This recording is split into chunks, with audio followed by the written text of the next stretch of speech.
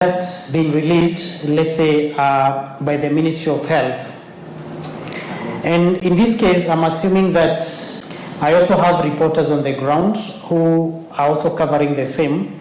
But I'm in the office, I'm trying to check what the reporters will give me. So I'll go to the ChatGPT, of course you sign in, it is free. Then I've gone to the option of upload a document. I will look for these reports. I had already downloaded a report. It's an old report because it's for learning purposes or just experimentation. And this report is about,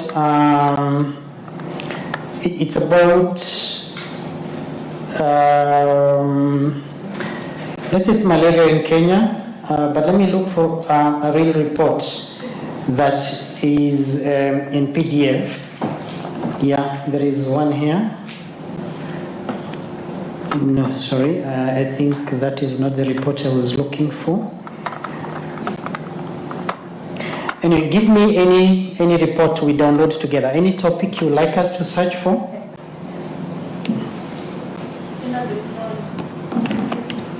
GBV.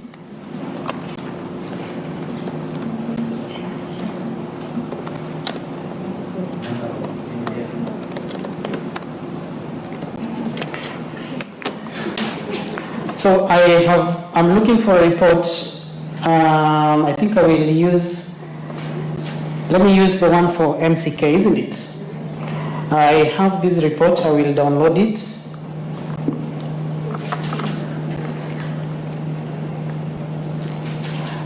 And I want to be very practical because AI, we have a misconception that it is very complex, but it is not. So once I download it, I think I prefer, that's when my desktop is always full. I always prefer to put things on my desktop. So it's called GBV. Then I go back to the tool I was looking for, or the tool I had. So I will cancel this. I will upload the report that we have just saved. It is on my, should be on my desktop. And it's called, is it GBV? Yes, the GBV report. So I'm uploading these reports. I'm assuming, let's say this report has just been released, but I want to use AI to do a story from it. I think it's already uploaded, so I'll have to prompt what I want. And it has to be very, very specific.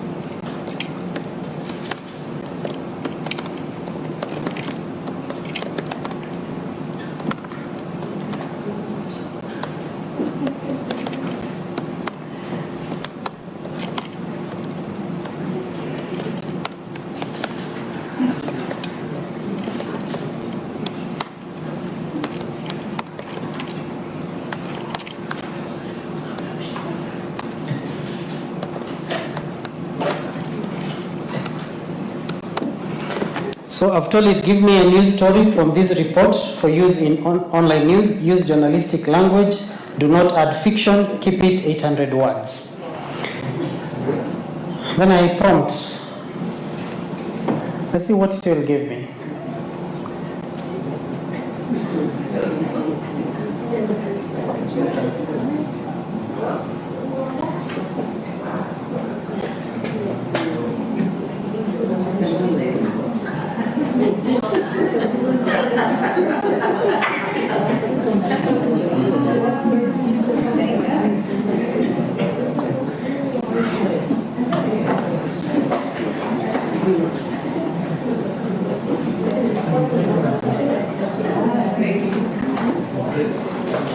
So in the meantime, we can be looking at our intro, and you tell me if this is an intro that we use. Gender-based violence, GBV in Kenya, has reached alarming levels, with a recent report highlighting troubling trends and media shortcomings in covering the crisis. The study conducted by the Media Council of Kenya in partnership with blah, blah, blah, blah. Isn't that what a reporter will give me? That is a risk to the reporters on the ground. Then I will even ask it more questions. For instance,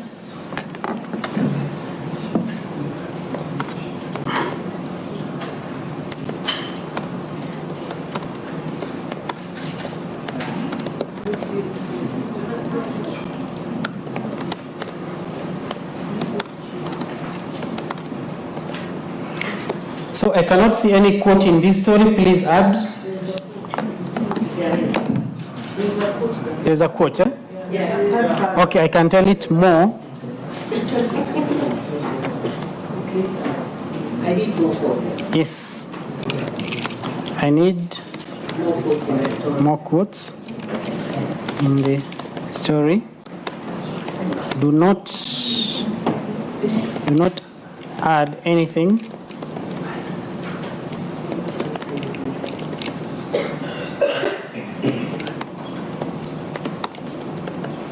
So I've told it I need more quotes in this story. Do not add anything outside these reports. Then I tell it do it.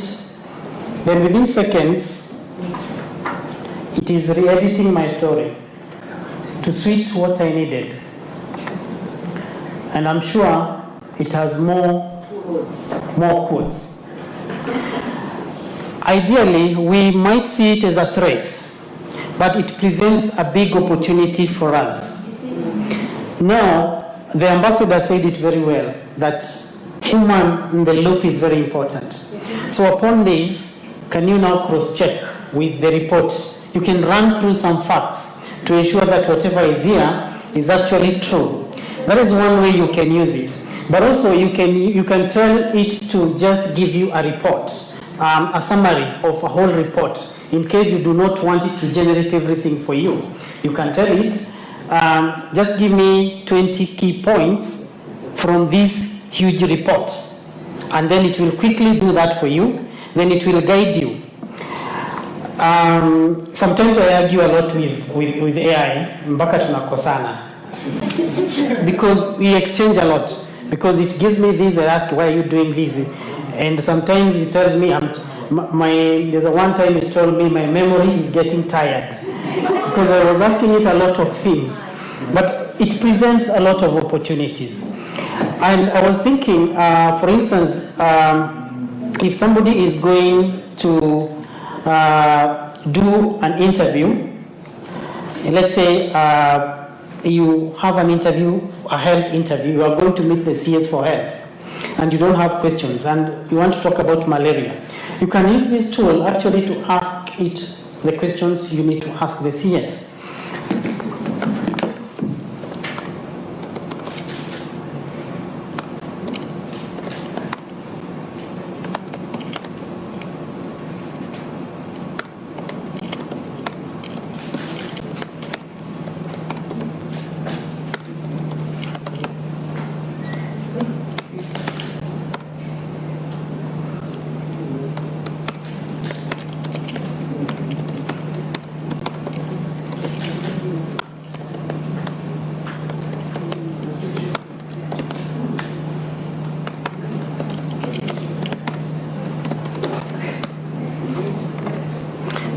Then you have to be very specific, let's say like in Kenya, so that it doesn't take you far away.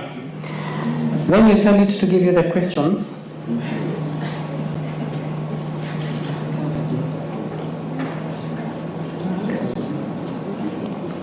So you can continue, and it guides you. Those are many opportunities that are being presented by AI.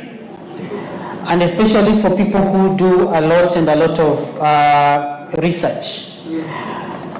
And those people who are doing a lot of reporting, and they deal with a lot of bulky information. Before I leave here, I just wanted to highlight a few things as far as AI is concerned.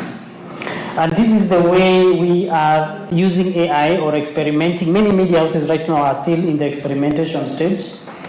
Content gathering, that is generating ideas. I think you have seen I've generated ideas from it. You can use it for research. You can ask it a lot of questions. You can use it for transcribing and translation.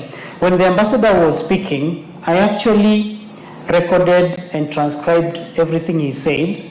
So I can quickly, within 5 seconds or so, produce notes from what he has said, or even a news story. But the challenge with that is that if the AI recorded his speech wrongly or some words wrongly, then it will give me wrong information. That is why I need to check whatever he said and cross-check with what I've been given before I tell it to generate a story for me. I think fact-checking, it's a very important component. Then I think we have already covered this. We have seen how we can use AI for production of articles, summaries from reports, writing headlines. I think some of us must have experimented this. One headline, you can ask it, give me variations of this headline, and it will give me probably 20 variations of the same headline. This is audiovisual storytelling. I think you saw what I presented earlier, the explainer, and then producing targeted newsletters, and especially for the people who want to, let's say, grow their health reportage. Some of us here, probably they have products where it is a niche product. Let's say you deal with health. You can use AI to be producing newsletters, and it automatically sends to your contact list. And that's why you build your subscriber base, and with very little human intervention.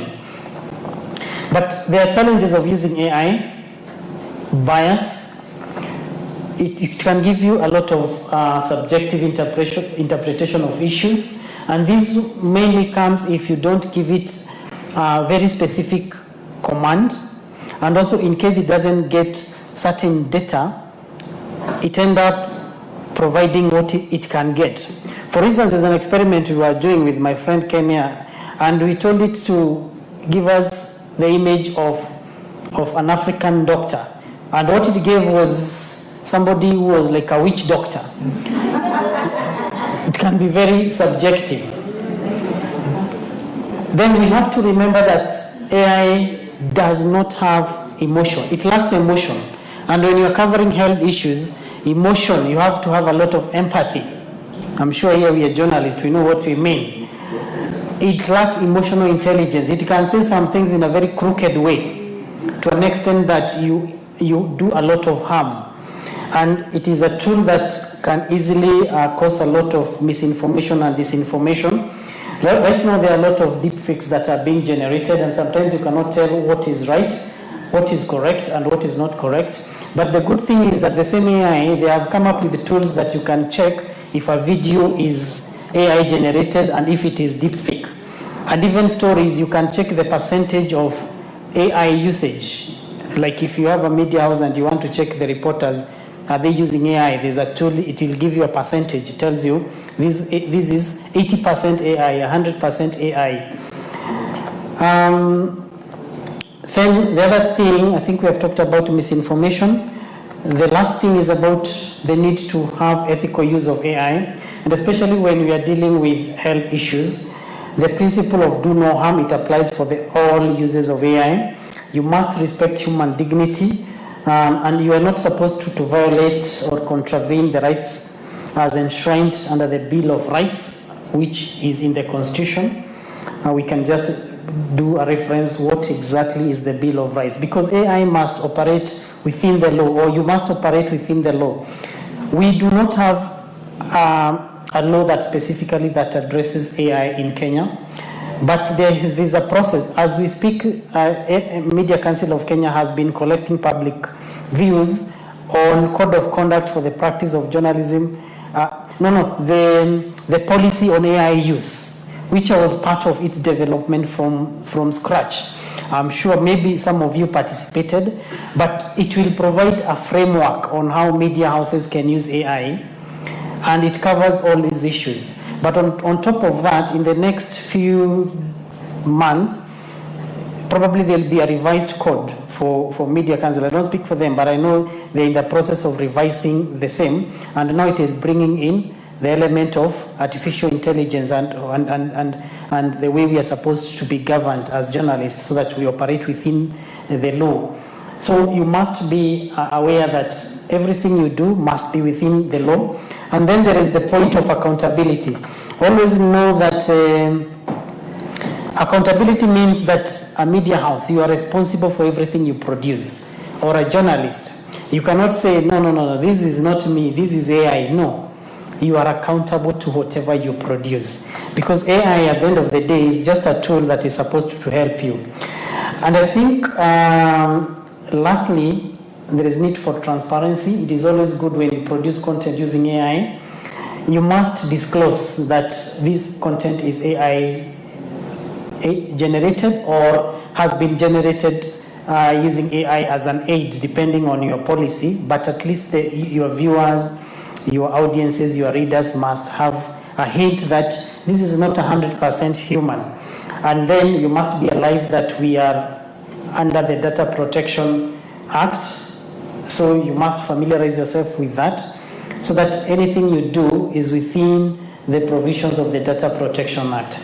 And lastly, and I think this ambassador talked a lot about it a lot, human in the loop. At the end of the day, you are the final decision maker. AI needs human oversight, and it needs a lot of editorial oversight, and it should just be a tool.